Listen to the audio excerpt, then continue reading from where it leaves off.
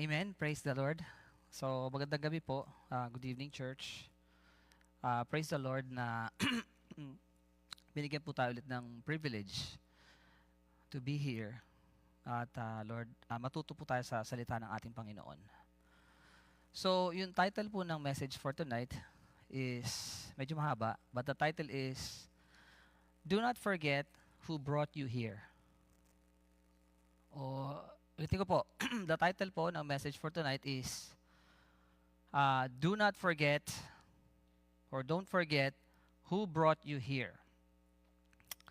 At yung ating pong passage or the passage for tonight is found in the Old Testament, in the book of Deuteronomy, chapter 8, verse 10 to verse 14.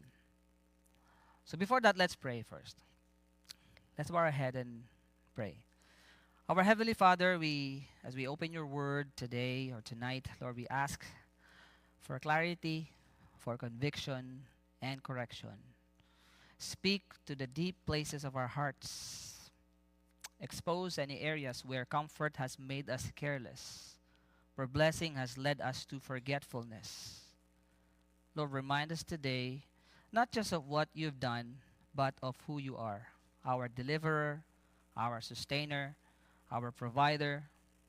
And Lord, help us to hear this word not just with our ears, but with our hearts. Let it bring us back to a posture of humility and gratitude. In Jesus' name we pray. Amen and amen and amen. Again, our passage for tonight is found in Deuteronomy chapter 8, verse 10 to verse 14. So babasahin ko po siya. If you have your Bible, you can read with me. And you shall eat and be full, and you shall bless the Lord your God for the good land he has given you. Take care lest you forget the Lord your God by not keeping his commandments and his rules and his statutes, which I command you today. Lest when you have eaten and are full and have built good houses and live in them, and when your herds and flocks multiply, and your silver and gold is multiplied, and all that you have is multiplied, then your heart be lifted up, and forget the Lord your God, who brought you out of the land of Egypt, out of the house of slavery. Amen, amen. So,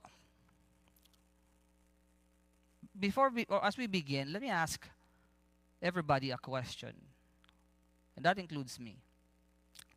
Let me ask a question that many of us, and I mean men, not just here, but in general, a question that we don't like to answer honestly. And this is the question. Do we seek God more when we are desperate or when we are satisfied? I want to ask that again. Do we seek God more when we are desperate or when we are satisfied? Usually po, marami po in general, we are more spiritual when life is falling apart. Tama po ba? We attend prayer meetings, we fast, we read our Bibles, we cry out to God at 3 a.m., and then God answers. The sickness is healed, the job comes through, the relationship is restored, and before we know it, we forget. We forget. And our passage for tonight in Deuteronomy, it's a warning to the blessed people. Ano po? Warning not to forget the one who brought them through or who brought them out of Egypt. And it's just as relevant to us today. Relevant pa rin po ito sa atin ngayon. Now, to give us a story, Moses was preparing Israel for the promised land. Ano po? Although hindi siya nakapasok sa promised land, but before they entered, he delivers a prophetic word. He's saying, watch your heart when life gets good. And tonight, is an unpacking of a call to remember who brought you here. Who brought you here. Through trials, the waiting, the wandering. And let's not be a people who seek God only in pain and forget Him in peace. In verse 10 it says, "And you shall eat and be full, and you shall bless the Lord your God for the good land He has given you." Now this is a future scenario for Israel. At nung panahon po na ito in-address ni Moses, they had not yet entered the promised land. No? For 40 years, in the desert, the wilderness, they lived off manna, bread from heaven. And they were nomads. Sino pong nakakalam ng word na nomads? Opo, N-O-M-A-D-S. O N-O-M-A-D, nomad. Pag sinabi po nating nomad, ito po yung mga tao na walang fixed or permanent home. Ano po? Sila yung mga tao, they move from places to places. Sila po yan. And they're often in search of food or work or better living condition. Ano po? So, again, ito po, sila, they were nomads, no? Depending daily on God for survival. But Moses tells them, you're about to enter a new season, one of comfort.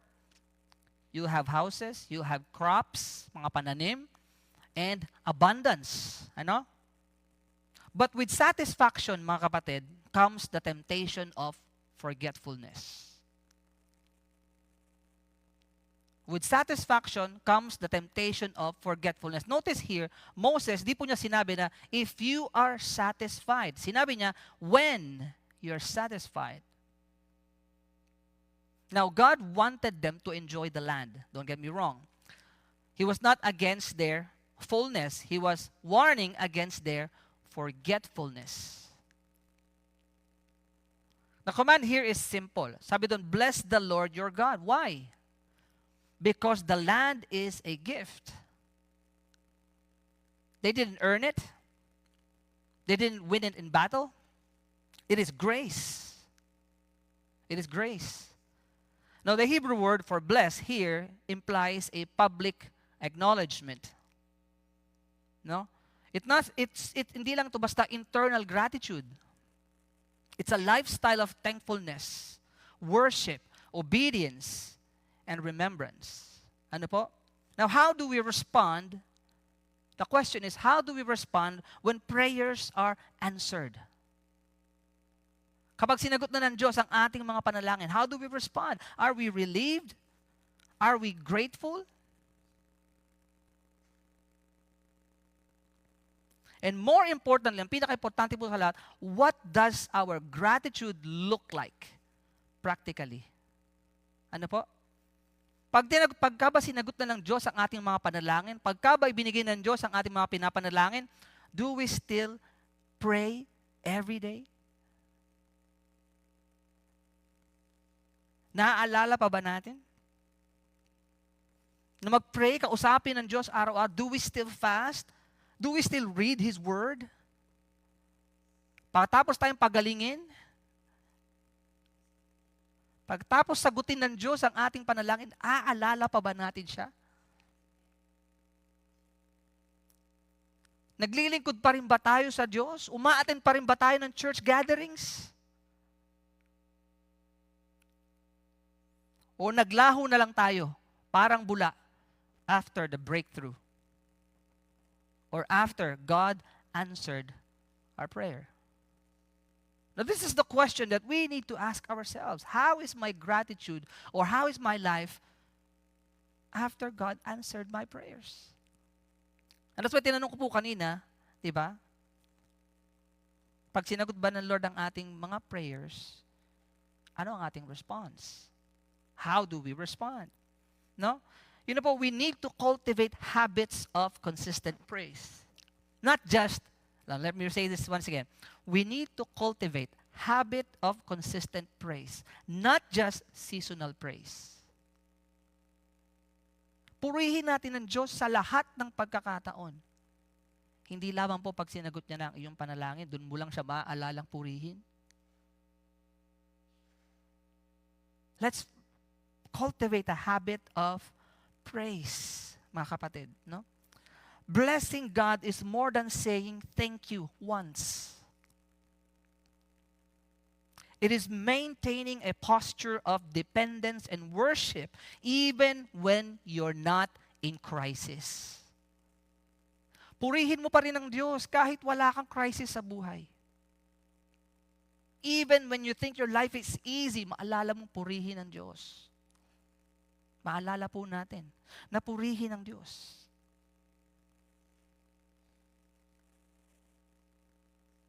Now, gratitude is not automatic. Let me say that. It is not automatic.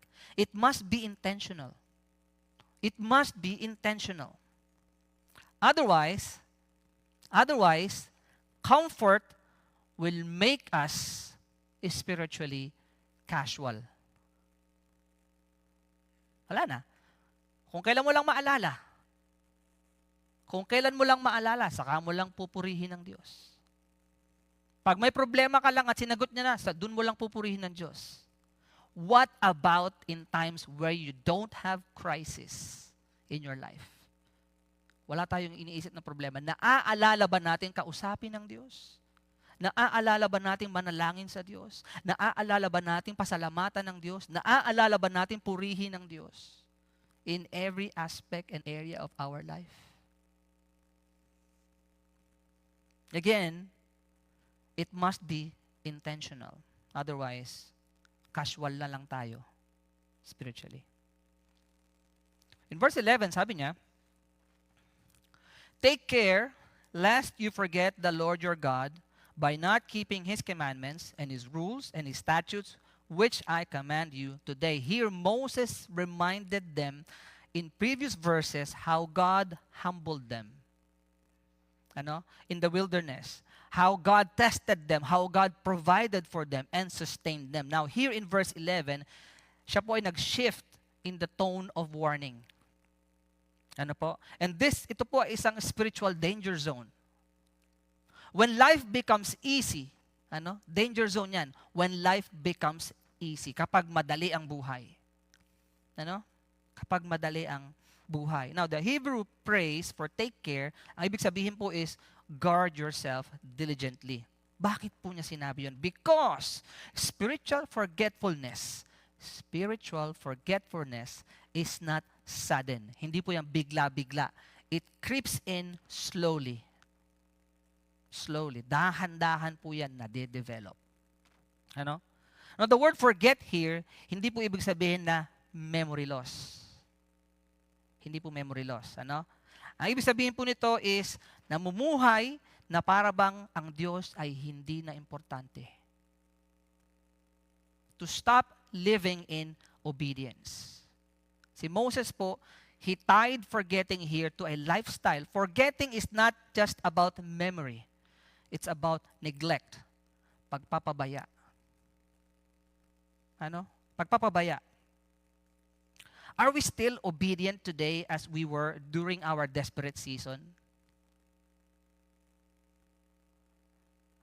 Ulitin ko po. Are we still as obedient today as we were during our desperate season? Kung paano natin sundin ang Diyos noong tayo may kailangan sa Diyos. Nung tayo nananalangin sa Diyos, nung tayo nagmamakaawa sa Diyos, paano natin sinusunod? Ganun pa rin ba ang ating pagsunod hanggang ngayon? Kung wala tayong crisis sa buhay. And we need to be honest about our spiritual forgetfulness actually. It looks like this. Skipping prayer because you don't feel as urgent. Neglecting church gathering because everything is going fine. Now, returning to our old patterns because life is good now. Forgetting God doesn't always feel dramatic. It often feels comfortable. Tanungin po natin. Ano na ba yung mga utos ng Diyos na hindi ko na sinusunod ngayon? Na dati diligently, by His grace, sinusunod ko. Ano na? Ano ba yung mga convictions ng Panginoon na ngayon mahina na ang dating sa akin dahil na blessed na ako? No? Let's take an inventory of our spiritual life in times of peace. Are we still honoring God's word? Are we still sensitive to His Spirit? Or are we just coasting? Moses is saying, don't just enjoy the blessing. Stay anchored to the one who gave it.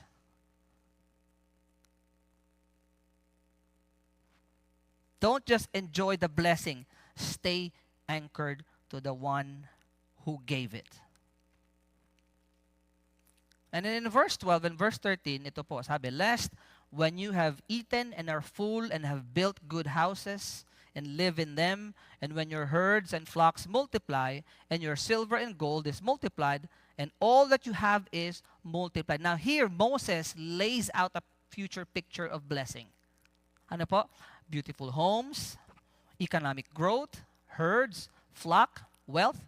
Lahat po ito, no? All this was God's promise. Now, Canaan would be a land of flowing with milk and honey. But yet, it would also be a place of spiritual testing. Bakit po? This is important portrait of success. What most people would call God's favor, no?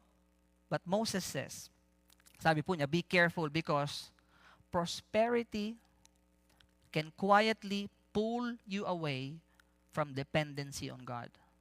Kapag maayos na ang buhay mo, wala kang iniisip na kahit na anong problema, maaari kang hilahin yan papalayo sa Diyos.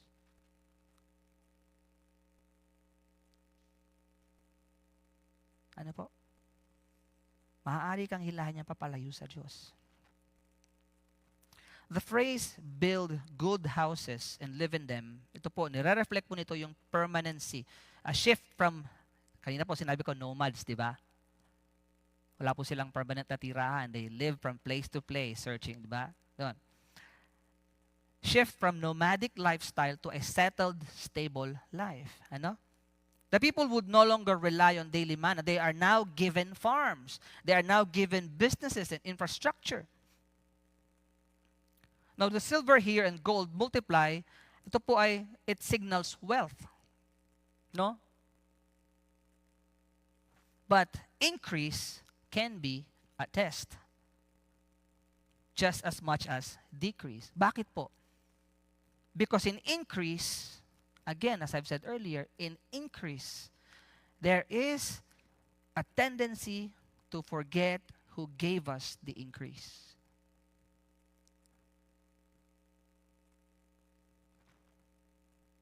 And ang sinabi rin dito, all that you have is multiplied. Now, God is not against multiplication, mga kapatid. No? Hindi po. Hindi siya against yan. Kasi He promised that. Especially sa kanila, di ba? In our context, prinamis ng Panginoon. But the warning is clear. Multiplied things, and I want you to listen to this, multiplied things can lead to a divided heart.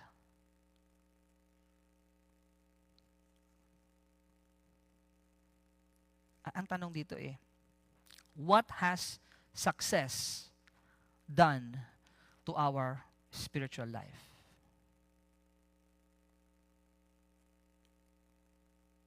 Sometimes God answers our prayers.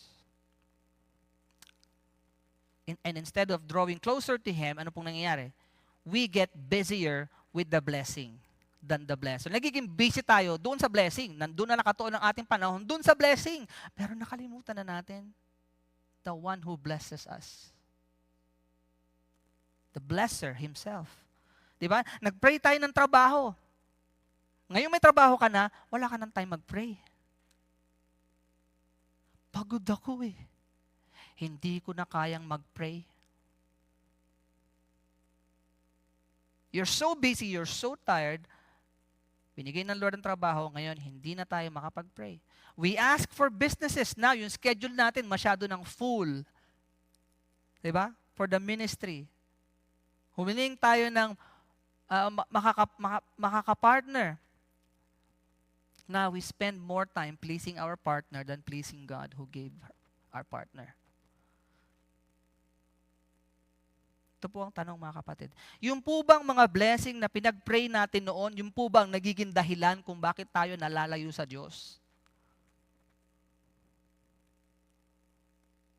Are the blessings we once prayed for now the reason we have pulled away from the one who gave them?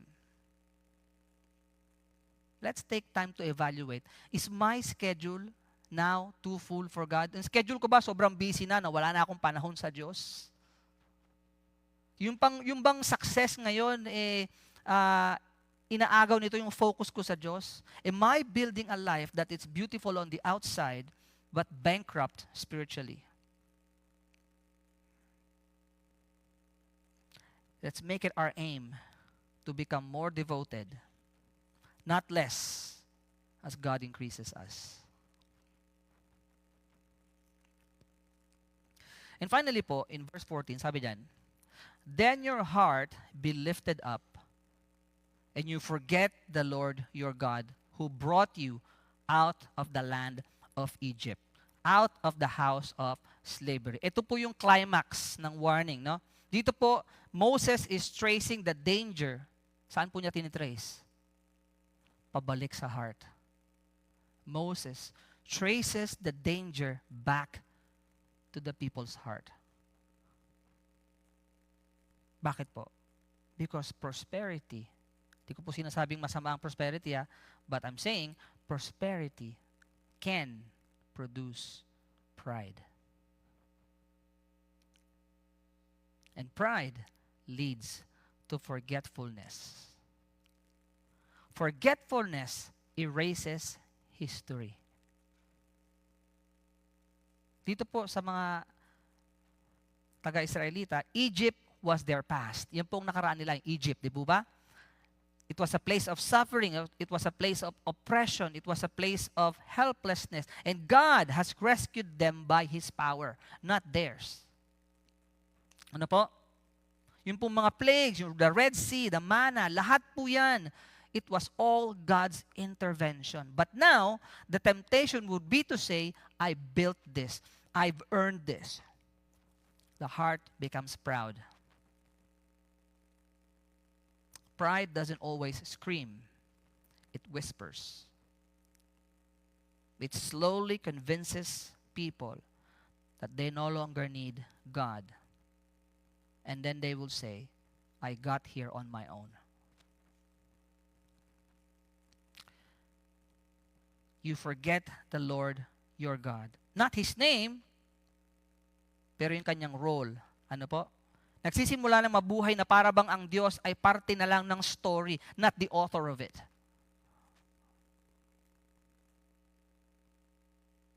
Sabi doon, who brought you out? Moses, pinaalala po niya doon sa mga taga-Israelita na dati kayong mga slave. You cried out. You had nothing. Wala kayo kahit na ano. And God delivered you.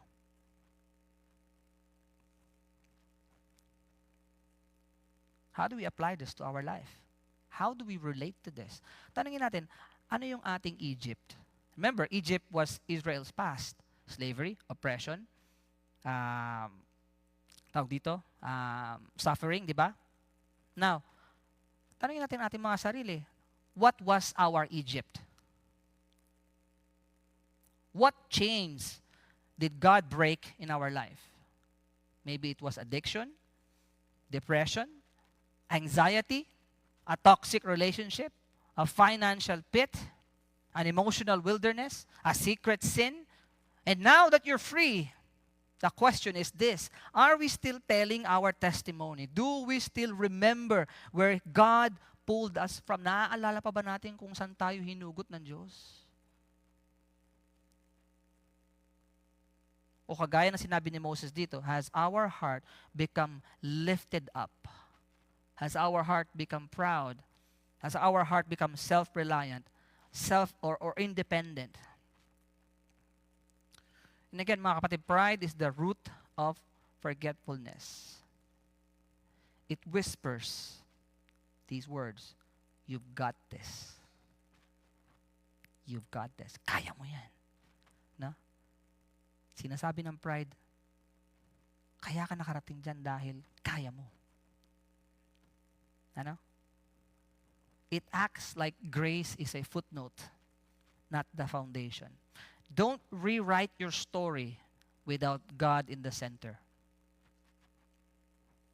Don't take credit for what only His mercy has accomplished.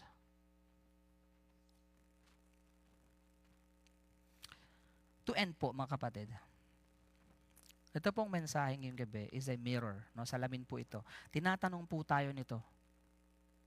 Tinatanong tayo, nakalimutan na ba natin ang Diyos? Nakakalimutan ba natin ang Diyos in time of prosperity? Nakakalimutan ba natin ang Diyos kapag wala tayong crisis sa buhay? Di ba po yan ang sinabi ni Moses?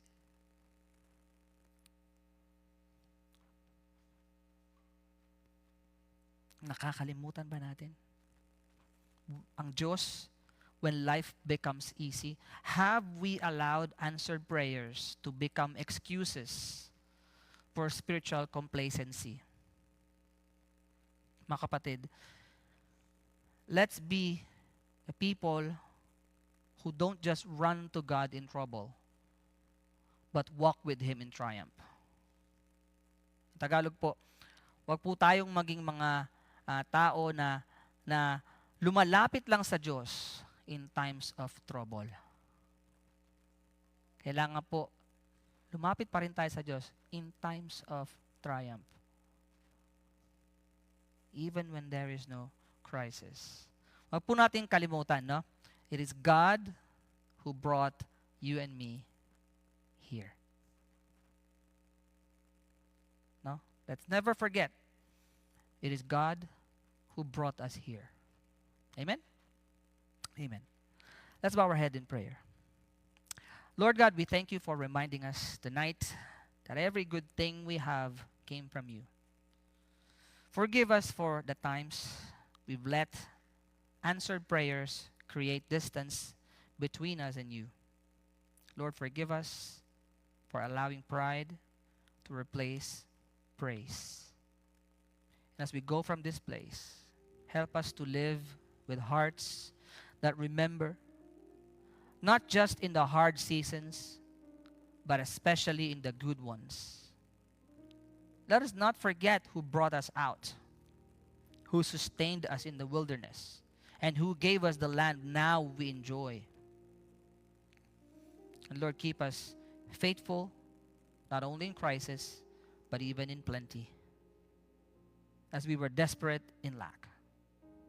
In the name of Jesus Christ, our Redeemer, our Provider, we all pray. Amen and amen and amen. Magandang gabi po. At bigyan po natin papuri at pasasalamat ang ating Diyos.